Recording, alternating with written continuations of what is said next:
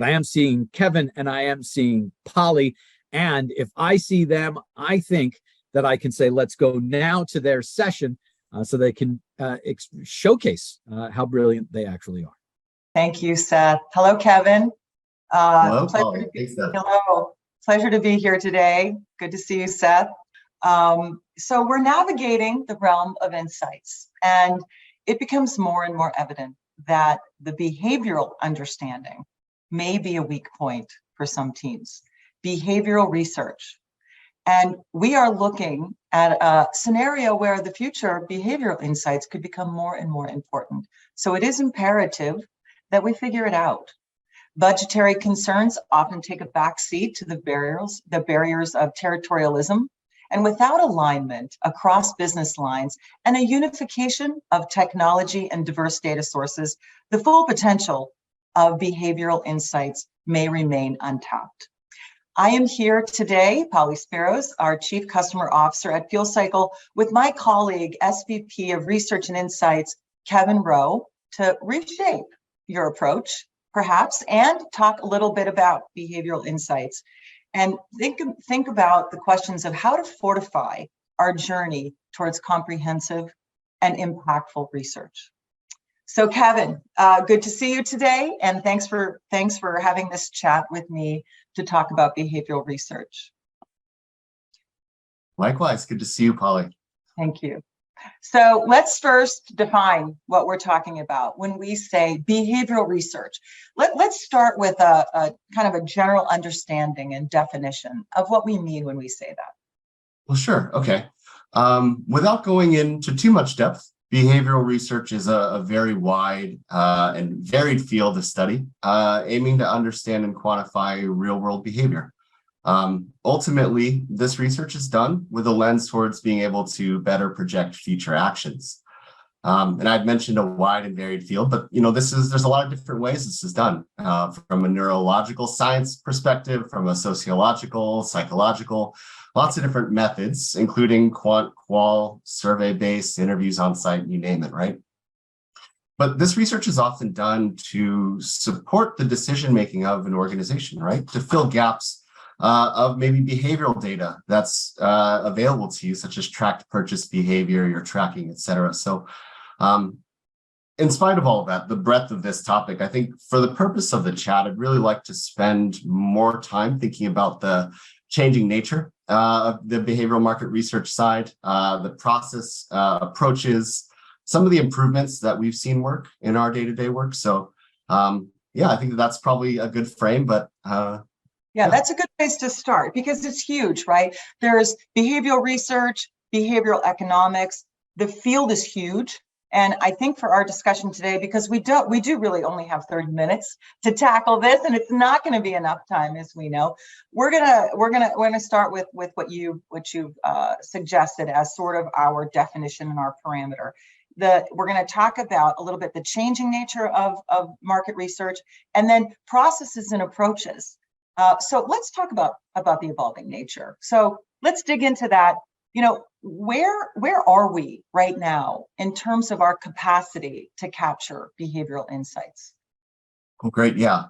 So traditionally, behavioral research is really relied on a very standard structure, right? Key pillars that we capture, regardless of kind of approach or method, right? These might be your socio-demographic background, your qualifiers.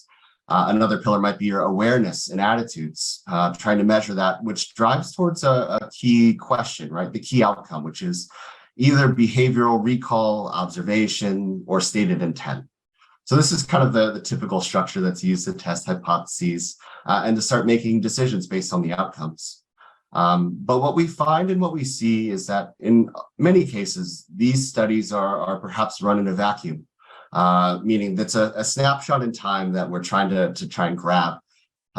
This vacuum might also extend to what do we do with the information after the fact, right? How often are we referencing that information, the outcomes, the learnings, in subsequent studies? And there are also kind of these shortcuts that we use for interpretation.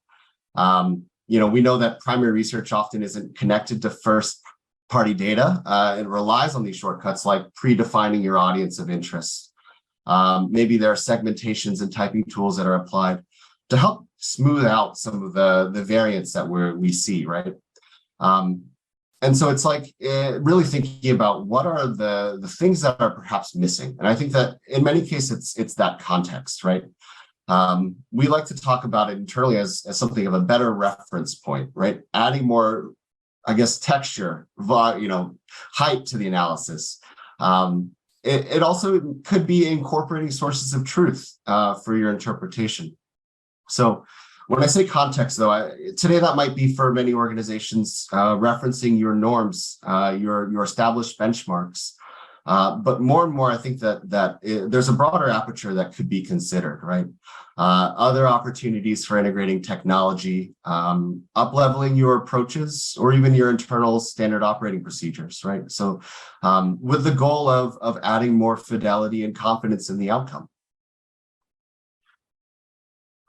So you talked about technology, you talked about incorporating norms. And I guess what I'm hearing you say is you really need to establish your parameters in terms of where you're going to apply behavioral data that we can point to. We can say this actually happened, somebody actually purchased, right? Or we can kind of broaden it out to a storytelling perspective and point of view. But I do have a question for you, and that is, as this idea of behavioral research alongside foundational research or exploratory research, why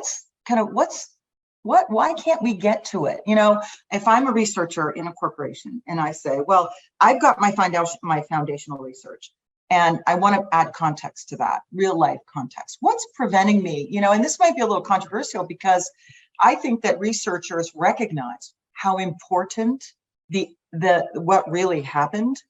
That would be receipt data, CRM data. So much of our buying has gone online. And all of those retailers that support that, they have all that data. They know exactly what I'm doing when I can't fall asleep at midnight. And if I'm logging into my favorite streaming service, or if I'm going on to my favorite big box retailer and ordering something, they know I'm doing that. And they know how much I'm spending, and they know which credit card I'm using, etc. So if we have that information, and if researchers recognize that that information is important, what's preventing us from getting to that information? What internal gating issues might researchers face when they try to incorporate that kind of big data or the business intelligence side of the business?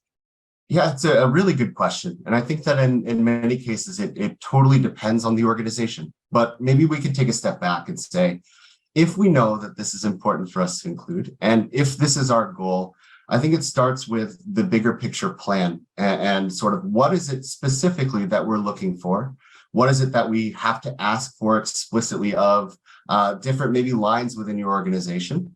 And to paint a bigger picture of what are we trying to accomplish? So I think starting with the goal, the outline, and where are we headed? I think sometimes when we start to think about combining the data sets we have, right, real world results against kind of these on-project snapshots, what we miss is the forward thought, right? The pre-thinking of what is it that I really am going to need, and who do I need to speak to? How do I need to make those partnerships, to drive those relationships, so that it's not a kind of ad hoc on-demand request, and it's not so general that it poses challenges, right? We often talk about reducing burden on our internal teams of what are we trying to get to and what do we need to ask. I think that, again, it kind of comes back to what are we trying to solve? And in reality, we might take an example like a quant study, for example, that we're trying to measure the likelihood of someone purchasing an item based on, revamped packaging, claims, a logo. But sometimes as these things go, maybe there's not a clear winner, right? We might do additional data cuts. We might dive deeper into the segmentation, but at that point, really, it's important to take a step back and to consider the broad range of options or levers that you have. Specifically thinking about the individual respondents, right? Can we, in advance of starting the study, attach a unique ID to these participants, right? Whether it's through a panel, through a community, or potentially a CRM. And in doing so, now we've drawn that link, right? We know what they've said in a study. We might know what they are doing in the real world.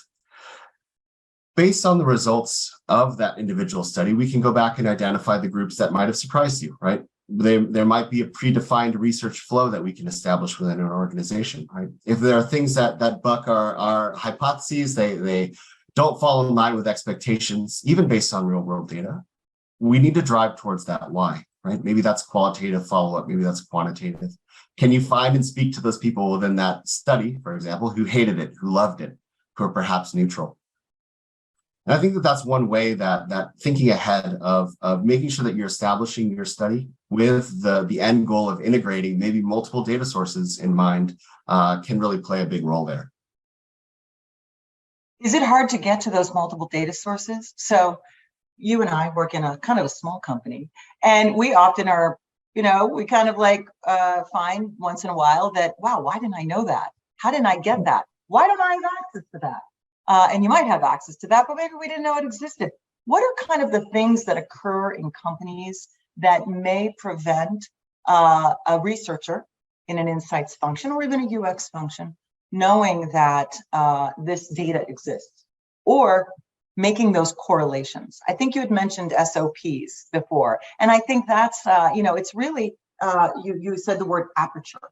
And I think leaders need to understand the aperture and understand who can benefit from having access to information. Now, there are obviously gating issues, but I think the SOP that you refer to is really important in terms of who needs access to this information, how are they going to use it, and how are we going to make sure that we have specific kind of data outcomes or data goals that we're trying to drive at.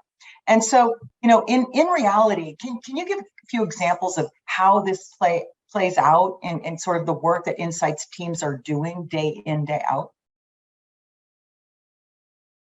Yeah, absolutely. I think you said something that's really important, which is kind of a broader understanding that sometimes silos within organizations can drive, right? Part of ensuring that there's better partnership and understanding is, one, we have to know what's out there. We have to be able to ask the right questions of what might help us interpret data, understand audiences, and improve our kind of insights outcomes. There's a lot of information, I'm sure, that's being collected, or information that you might have that you may not be aware of. So I think it starts with what would help me in this analysis. And then it's about, how do I go about asking for that? How do I go about identifying it and being explicit about what I need? I think that there's also a different kind of angle here, which is there's also a benefit and an upside to other perhaps silos or lines within your organization, right? When we have outcomes of research and they are perhaps tied to people within a CRM or in a database, that information needs to be passed in a kind of a two-way dialogue, right? So it's not just a pull and request. There's often outcomes that we find in research that can help with targeting, that can help with updating profiles, that can help with the way that we understand our audiences overall.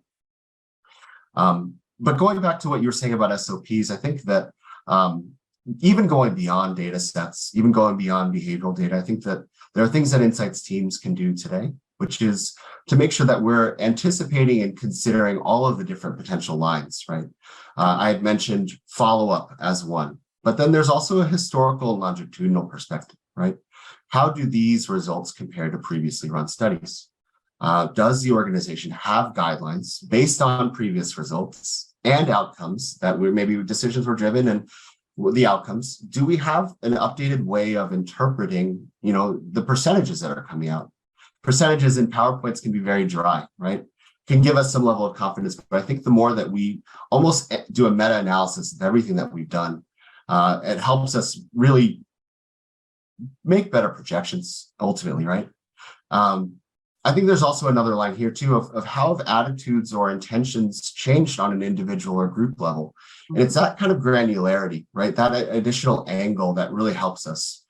I think there's also kind of a different line too, if I might suggest this, which is, in addition to the preset socio-demographic or your segmentation cuts, more and more we're seeing the opportunity for machine learning, for advanced analytics, to really interpret larger data sets that we might capture, right? Fidelity, the number of questions we might ask, the respondent group size. But can we feed and can we leverage tools that are out there to identify unique relationships? So it's not just setting by gender or age or maybe a segmentation, but what is the nature of the relationships between the variables we're asking? And finally, I think just in terms of a real world results, going back to CRM, I think it's one thing to say that someone will or will not purchase an item or perform a behavior. But I think we can also start to think about, have they purchased similar items in the past, right? What's the volume of those purchases, right? What is our expectation based on the things that we know that we can anchor to? So this creates additional groups for analysis to layer in, and a really unique dynamic. It just takes a little bit more legwork and a little bit more pre-planning. You said something really interesting about hypotheses and AI, and now we have machine learning that we can. And I think there's a number. We would be remiss if we didn't acknowledge that some researchers are a little nervous about AI, especially the purists among us might feel like it takes a human to understand the why behind the data. And yet none of us would disagree that AI is going to be an important part of interpreting large cohorts of data, right? Large sets of data that would have taken a long time to interpret. But I have a question for you as someone who kind of runs our research practice at FuelCycle. So having a hypothesis, and then spending the kind of time, effort, and investment to test that hypothesis at one time may have been prohibitive. Do you feel that we may be able to leverage AI to test hypotheses so that we can choose a path and develop our story earlier based on a hypothesis that we tested via AI, instead of actually conducting true research, which is expensive, to test that hypothesis? It's a good question, and it's one that we think about, we talk about, we plan for as well. I mean, it's all happening very quick, and it's all changing very, a lot day to day. But what I will say is that I think that the role of AI, the role of big data sets, of actual behavior, is just one additional variable. It's another side of the coin of direct market research, of research in general, right?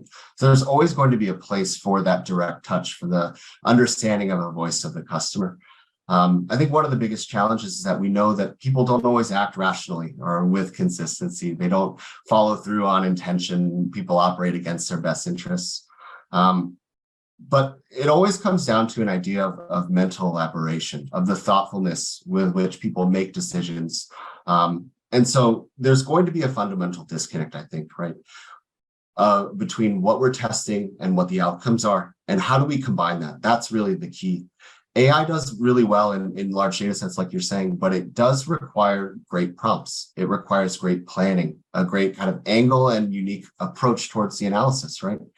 But even let's say that hypothetically behavioral projections, everything that we're doing, decisions we're making is based on big data and AI. I think that the role of behavioral research kind of moves further upstream, right? It moves towards refining our understanding of the attitudes, the values, the consideration sets, and even weights that we should be applying in projecting something that's brand new, for example. We might be able to project based on historical previous data expectations, but when we start to move into kind of newer lines, newer features, or even needs, problems to solve, it starts to break down a little bit more, right? Without that core understanding of the heuristics, the brand expectations, the product or service expectations that we need to really evaluate. So it's a good question. I think that we have to continue, instead of choosing one or the other or fearing replacement, it's about how do we integrate better, right? How do we plan better for the future and what's coming? Yeah. It's a great way to end. I see, Seth, you've joined us, which means we are, as suspected, out of time to talk about this very large, encompassing issue. So are we going to go to some Q&A? Kevin, thank you so much. Appreciate kind of the not only the insights you've shared with us, but also the additional questions that have been raised as we continue to kind of understand and pursue behavioral insights. 100%. I am full-throatedly in support of everything that Polly just said, including the questions. And I've personally got a few, if not many. We'll see, how we do here, because we've got some time for questions. And Kevin, so interesting, the kind of the last bit there where you were saying it's really, about doing that meta-analysis of everything that's been done, and then also leveraging AI. I think, Polly, that was your point, leveraging AI for hypotheses, and you're, Kevin, you say integrating them both. It feels like, because I initially, you took me on a journey through that part of the conversation, because I initially was going to say, Kevin, how can we do all of this? We don't have time. We don't have resources. You want us to do a meta-analysis of everything we've done? Are you mad, man? So no, you backed it up and you said, well, hold on, there's new tools, Polly, in tone, there's new tools here that actually take more time at the beginning, speed up, that second, third, mid-step, portion of it, so that you actually, maybe wind up being quicker than you were to begin with. Did I catch that right? Is the journey that I went on the right one? You absolutely did. And I think, just really quickly to add to that, I think creating your own context, within your organization, that holistic view, it does take a step, right? It takes that cataloging, it takes a little bit of meta tagging, it takes a little bit of planning and forethought, almost to take a step back. But you will gain so much more time later, right? Once you're able to have a better plan, right? A bigger picture vision, and everything with consistency, the way that you approach things, then the feeding into other models, leveraging tools, connected systems becomes a lot easier. So it's a little bit of organization and structure. Very interesting. That also brings me to a different question that was occurred to me earlier on. Where it was mentioned broader understanding of, outside of silos, for better partnership and understanding. Oh my goodness. We're talking about, colleagues working with each other and running a business. And you both have this, really special place, special seat, to be able to come into various organizations and see what's happening in terms of silos and partnership and understanding.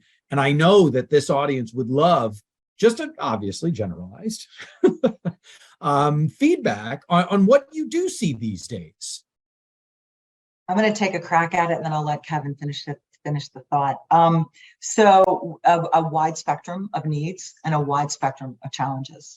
I think that there are some organizations that are out ahead, and they recognize that the need for marrying the business intelligence data that is now so available, and the insights group who is forward thinking enough to say, hey, we can integrate this. We can append our data. We can leverage this large, data lake that we've got and append our data. And it does, Kevin mentioned, it takes a little bit of forward thinking, but also planning to begin with. And it takes cooperation before they get to a technology like FuelCycle, before they get to us. It takes an agreement to say, we know you have data that we can enhance our, behavioral insights. You have real receipt, you have real purchasing behavior that we know we can enhance. And we want to get that together. We want to make sure that we can marry that data. And before they get to a technology solution, they've already decided this. Sometimes we can convince, sometimes we can, we can poke and prod and make recommendations. If they can't bridge that gap where, say, marketing loosens the ties on that big data for researchers to get to, it's going to be hard. It's going to be a challenge for them. Kevin, I don't know if you have anything to add to that. I think it was well said. I think the only thing that I'll say is automation and kind of the direct technology that we can apply or that can be applied will certainly help in that relationship. I think historically it's been a lot of emails and questions and can you grab this and pull this and, oh, that's not my purview. But the more that we can link directly, the more that we can use, business intelligence, visualization, access, et cetera, the better that we will have relationship-wise. It's just a question of establishment and access. Fantastic. Just such good information from both of you. Really appreciate the time and the insight. Very valuable here on this Behavioral Insights Day. And we're looking forward to the very next time, which we hope is sooner than later. So Polly, Kevin, thank you so much. Thank you, Seth. Thank you, Kevin. Thank you.